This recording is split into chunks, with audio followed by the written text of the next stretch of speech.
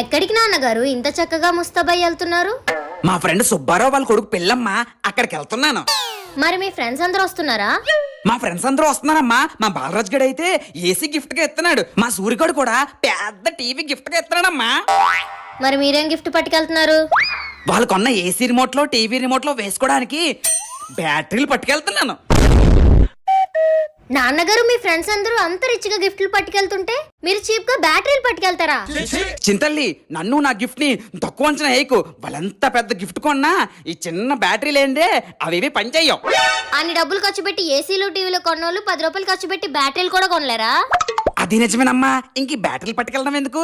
ఇంట్లో ఉంటే మనకైనా పనికొస్తాయి. నేను వెళ్ళి భోంచేసి వచ్చేస్తాను. ఆయన నేను వెళ్తానంటే అదే వాళ్ళకి పెద్ద గిఫ్ట్. నాన్నగారు